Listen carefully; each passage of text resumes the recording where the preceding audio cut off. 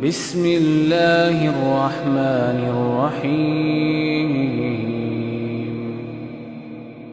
نحمده ونصلي على رسوله الكريم اما بعد فاعوذ بالله من الشيطان الرجيم بسم الله الرحمن الرحيم رب اشرح لي صدري ويسر لي امري واحلل عقدة من لساني يفقهوا قولي۔ آج ہم پڑھیں گے کہ جادو اور نظر بد لگنے کی وجوہات کیا ہیں، کیا ریزنز ہوتی ہیں، کیوں ایسا ہو جاتا ہے انسانوں کے ساتھ۔ سب سے پہلی بات یہ کہ انسان کو یہ جان لینا چاہیے کہ جو کچھ بھی ہوتا ہے وہ اللہ کے اذن سے ہوتا ہے، اللہ کے حکم سے ہوتا ہے۔ سورۃ تغابن میں اللہ تعالیٰ فرماتے ہیں ما اصاب من مصیبت الا باذن اللہ ومن یؤمن باللہ یہد قلبہ واللہ بکل شیء علیم۔ جو مصیبت بھی آتی ہے وہ اللہ کے اذن سے ہی آتی ہے، اور جو شخص اللہ پر ایمان لائے تو اللہ اس کے دل کو ہدایت بخشتا ہے اور ہر چیز کو جاننے والا ہے۔ یعنی جب ایسی کوئی تکلیف پہنچے تو انسان سوچے کہ یہ اللہ کے اذن سے آئی ہے، اس کے پیچھے اللہ کی کوئی حکمت ہے، کوئی مصلحت ہے، کوئی مقصد ہے، اور اگر آئی ہے تو اس کو دور کرنے والا بھی اللہ ہی ہے۔ اور من یؤمن باللہ یہد قلبہ، اس کے بارے میں عبداللہ بن مسعود نے کہا کہ یہ وہ شخص ہے کہ اگر اس پر کوئی مصیبت آ پڑے تو وہ اس پر بھی راضی رہتا ہے، مصیبت آنے پر بھی راضی رہتا ہے، بلکہ سمجھتا ہے کہ یہ اللہ ہی کی طرف سے ہے۔ پھر یہ بات یاد رہے کہ ہر بیماری، تکلیف یہ تقدیر کا حصہ ہے، یعنی اللہ سبحانہ وتعالیٰ نے بندوں کو پیدا کیا اور ان کی تقدیر بھی بنائی۔ تو اسی لیے مومن کیا کہتا ہے، قل لن یصیبنا الا ما کتب اللہ لنا هو مولانا، کہ ہمیں ہرگز نہیں پہنچا مگر وہی جو اللہ نے ہمارے لیے لکھ دیا تھا، وہی ہمارا مولا ہے۔ یعنی اس کو ٹھیک بھی وہی کرے گا، اس تکلیف کو دور بھی وہی کرے گا۔ پھر اسی طرح اللہ کا اذن کیوں ہوتا ہے، اس کی وجوہات کیا ہوتی ہیں، وہ تو اللہ ہی بہتر جانتا ہے، لیکن جو وجوہات ہمیں قرآن و سنت سے پتہ چلتی ہیں ان میں سے ایک وجہ یہ ہے کہ جب انسان اپنے اذکار میں، تلاوت میں، دعاؤں میں، تعوذات میں کمی کرتا ہے تو شیطان کو اٹیک کا موقع مل جاتا ہے۔ جیسی سمپل سا فارمولا ہے، آپ کو سردی کیوں لگ جاتی ہے؟ کیونکہ آپ نے پراپر کلودنگ نہیں کی ہوتی، آپ نے پراپر اپنے آپ کو ڈریس اپ نہیں کیا ہوتا، تو وہ پھر آپ کے اوپر اٹیک ہو جاتا ہے۔ اسی طرح بہت ساری چیزیں جو اسباب کی، یہ دنیا اسباب کی ہے، تو وہ اسباب کیا ہیں کہ جس کی وجہ سے کوئی مسئلہ پیش آ جاتا ہے، وہ ہم سب جانتے ہیں کہ اللہ سبحانہ تعالیٰ نے جتنی چیزیں دنیا میں بنائی ہیں ان سب کا کوئی نہ کوئی ایفیکٹ بھی ہے، ان کے اندر اثرات بھی ڈالے ہیں، تو وہ مخصوص اثرات ہوتے ہیں جو انسان کے اوپر عامل ہوتے ہیں۔ ابن القیم کہتے ہیں کہ نظر بد ایک قسم کے تیر ہوتے ہیں جو محسود کی طرف حاسد اور عین یعنی نظر لگانے والے کے نفس سے نکلتے ہیں۔ کبھی تو وہ ان کا نشانہ بن جاتا ہے، کبھی وہ خطا ہو جاتے ہیں، یعنی تیر ادھر ادھر ہو جاتے ہیں، اس بندے کو نہیں لگتے۔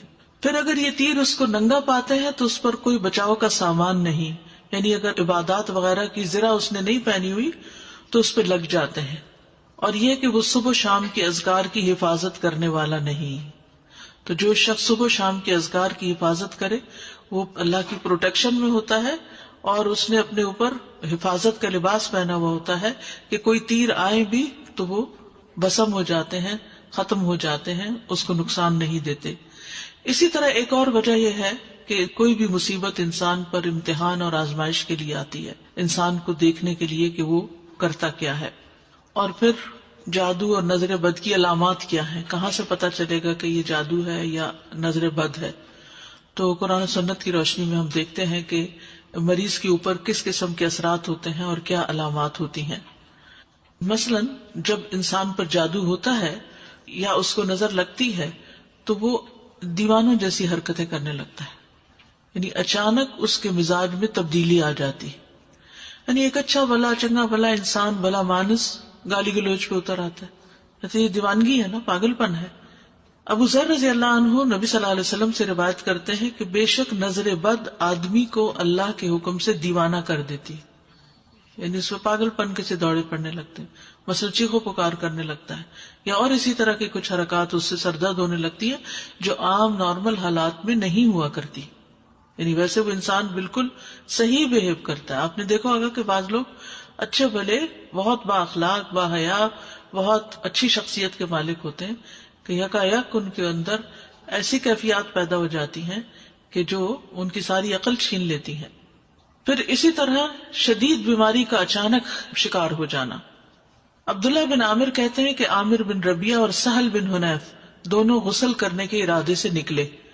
وہ کوئی اوٹ تلاش کر رہے تھے کہ نہا سکیں. سہل نے اپنے اوپر سے اون کا جبہ اتارا. عامر کہتے ہیں جب میں نے اسے دیکھا تو اسے میری نظر لگ گئی. وہ پانی میں اتر کر نہانے لگ گیا. میں نے پانی میں اس کے بڑبڑانے کی آواز سنی تو میں اس کے پاس آیا. اسے 3 دفعہ آواز دی لیکن اس نے جواب نہیں دیا. پھر میں نبی صلی اللہ علیہ وسلم کے پاس آیا اور آپ صلی اللہ علیہ وسلم کو ساری بات بتائی. اس پر آپ صلی اللہ علیہ وسلم تشریف لائے اور پانی میں داخل ہو گئے. گویا کہ میں اب بھی آپ کی پنڈلیوں کی سفیدی دیکھ رہا ہوں.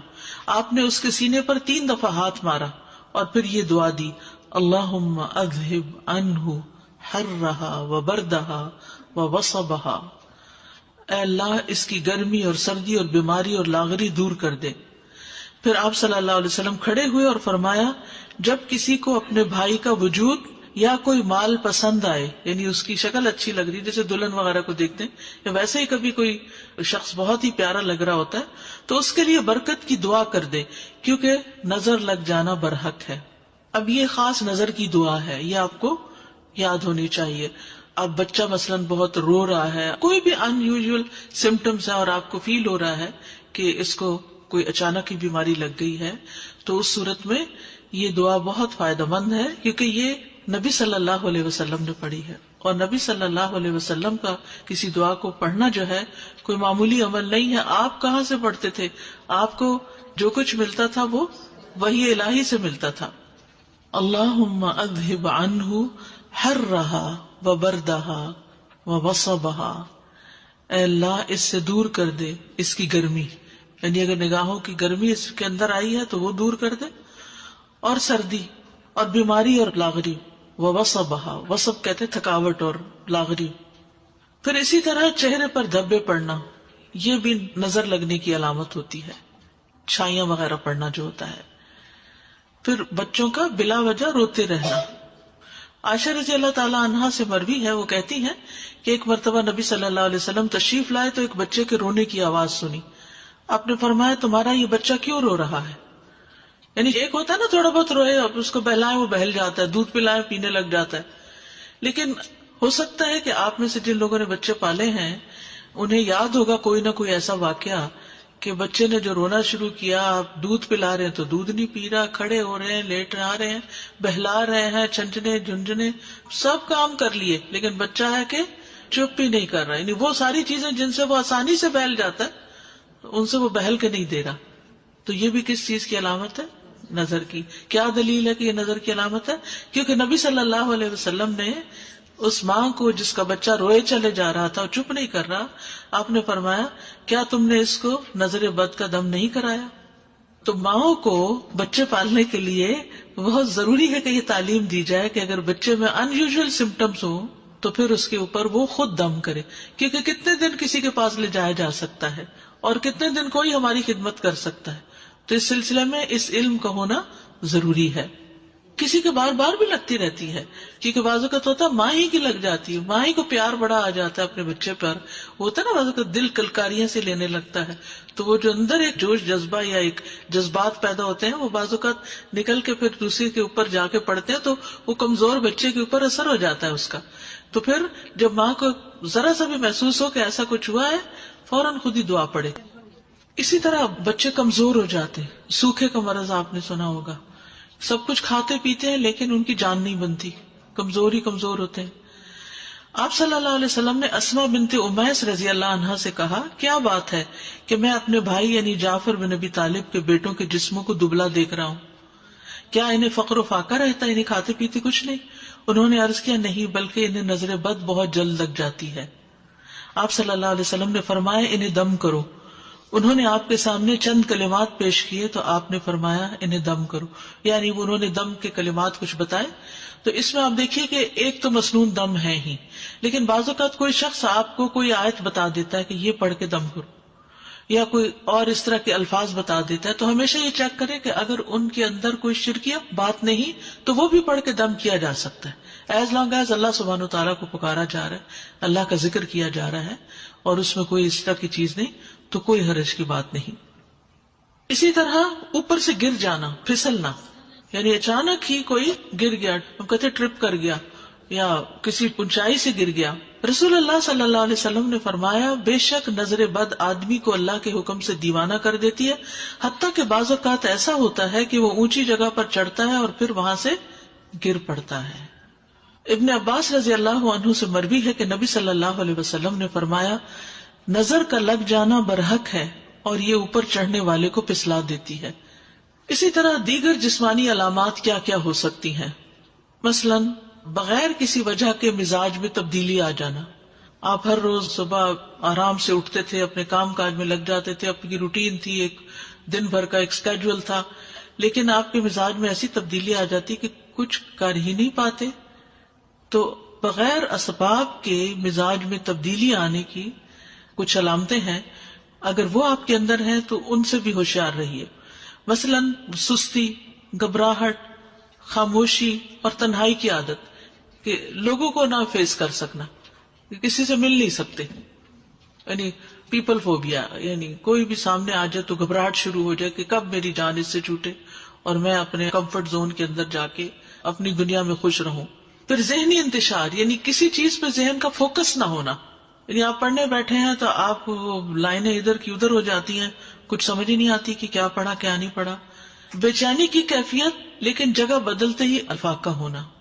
مزاج میں حد سے زیادہ چڑچڑاپن، چھوٹی چھوٹی بات پر ناراض ہو جانا، موڈ آف کر لینا، کسی کام میں دل نہ لگنا، کہیں ٹکنا ہی نہ، ایک کام ایک دن کیا پھر وہ چھوڑ دیا، پھر وہ شروع کیا پھر وہ چھوڑ دیا. نماز، روزہ اور دیگر عبادات سے دل اکتا جانا. کئی دفعہ کہتی ہیں نا مائیں، بچہ اتنی اچھی خود ہی سے نماز پڑھ لیتا تھا، پتہ نہیں کیا ہوا یہ کہ آپ نے کسی سے کہا ہوگا میرا بچہ تو خود ہی پڑھ لیتا ہے نماز، اور وہی سے کام خراب. سر کا دکھنا اور بغیر سبب کے اچانک جسم گرم ہو جانا، حرارت بڑھ جانا. دونوں یا کسی ایک کندھے میں درد ہونا جیسے کہ کوئی انگارہ ہو، یعنی ایک جگہ خاص طور پر جیسے کوئی ہیٹ نکل رہی ہو وہاں سے. بیک ایک، نیچے کے حصے میں درد ہونا، یعنی جسم کے اچانک یہ جو بیک بون ہے اس کے نیچے درد. بالوں کا اچانک گرنا شروع ہو جانا، یعنی ایک تو ہوتا ہے نا کہ کسی بیماری کے بعد گرتے ہیں، یا تھوڑے بہت تو ہر ایک کے گرتے ہیں، روز تو گرتے ہی ہیں، لیکن بعض اوقات ایسا بھی ہوتا ہے کہ جو گرنا شروع ہوتے ہیں تو وہ تھمنے کا نام نہیں لیتے. وزن کا اچانک کم ہو جانا، یعنی کھا پی رہے ہیں سب کچھ ٹھیک جا رہا ہے، کھانے کی خواہش کا ختم ہو جانا، بھوک نہ لگنا. فضا میں خنکی بھی ہو تو جسم کی حرارت بڑھ جانی، باہر ٹھنڈا ہے لیکن جسم گرم ہوئے چلا جا رہا ہے، اور اسی طرح باہر گرمی ہے اور جسم ٹھنڈا ہی ہوا چلے جا رہا ہے. چیز کو ذہن میں رکھنے، حفظ کرنے اور سمجھنے کی قدرت نہ ہونا، یعنی حفظ ہوتا ہی نہیں، کر کر کے پھر وہیں کا وہیں کڑے. کثرت سے پسینے آنا اور ان کی بو تبدیل ہو جانا، یعنی ایک تو ہر انسان کی ایک ہوتا ہے نا اسمیل ہوتی ہے، لیکن ایک وہ بہت اسٹرانگ قسم کی شروع ہو گئی. جلد پر پھوڑے پھنسیوں کا، خارش کا ظاہر ہونا یا چیونٹیوں کے رینگنے کا احساس ہونا جیسے کچھ چل رہا ہے جسم پر. نیند کا کم آنا اور زیادہ تر جاگنا، انسومنیا جس کو بولتے ہیں. بعض اوقات دورے کی کیفیت کے دوران گردن ٹیڑھی ہو جانا، ڈراؤنے خواب آنا، بیداری میں بھی چیخو پکار کی آوازیں سنائی دینا. علیحدگی اور تنہائی پسند کرنا. ذہنی پراگندگی، گھر والوں، دوست، رشتہ داروں سے معاملات بے سبب خراب ہونا، یعنی جس کے ساتھ یہ معاملہ کیا وہیں گڑبڑ ہو گئی. رونے کی خواہش کرنا یا ہمیشہ روتے ہی جانا، یعنی رونے کو ہی بہت دل چاہتا ہے. تو یہ عوارض جو ہیں یہ بیماریاں ہیں اور بیماریوں کی علامات ہیں. ان میں نفسیاتی، روحانی، جسمانی سبھی اکٹھے ہو سکتے ہیں، یعنی جسمانی بھی، روحانی، نفسیاتی، یہ سارے مل بھی جاتے ہیں بعض اوقات. جیسے اگر بنیادی بات آپ یاد رکھیں نا کہ کبھی جسم میں تکلیف شروع ہوتی ہے اور وہ روح پہ جا پڑتی ہے اور وہ روحانی بیماری بن جاتی ہے، اور کبھی روح پر کوئی چیز آتی ہے اور وہ جسم کی طرح منتقل ہو کے جسمانی دردیں جو ہیں یہ جسمانی تکلیف ہے لیکن سبب روحانی ہے. اسی طرح کچھ غیر معمولی علامات نظر آنا، ٹھیک ہے، ان میں خون کے چھینٹے گرنا، طے شدہ کپڑوں کو کٹا ہوا پانا، خاوند یا بیوی کو ایک دوسرے میں کشش ختم ہو جانا. ینگ ہیں، جوان ہیں، لیکن یہ نارملٹی ہے نا کہ ہسبینڈ کو وائف کی ضرورت ہی نہ رہے. پھر اسی طرح آپس میں بلا وجہ شکوک و شبہات پیدا ہو جانا، ایک دوسرے کا ٹرسٹ ختم ہو جانا، خاوند یا بیوی کو ایک دوسرے کی شکل بدصورت دکھائی دینا. تیسری بات مال سے متعلق کچھ علامتیں، مال میں برکت نہ ہونا، اچانک نقصان ہونا، جسے نظر لگی ہوئی ہو وہ کام سے نفرت کرتا ہے، باوجود قدرت ہونے کے رزق تلاش کرنے سے روگردانی کرتا ہے، یہ کوشش ہی نہیں کرتا. لوگوں پر تہمت لگانا کہ لوگ مجھے گھورتے ہیں اور لوگوں کی وجہ سے میں ناکام ہوں، یہ دوسرے لوگوں کو بلیم کرتے رہنا، یہ بھی ایک نارمل رویہ نہیں ہوتا نا. انسان اپنے نقصان یا اپنے ناکامی کی ریزن صرف دوسروں کو دے کے مطمئن نہیں ہو سکتا، اس کو خود بھی رسپانسبلٹی لینی چاہیے. لیکن وہ شخص کنونسڈ ہوتا ہے کہ نہیں، دوسروں کی وجہ سے ہی میں ناکام ہوں، میرا اپنا کوئی قصور نہیں.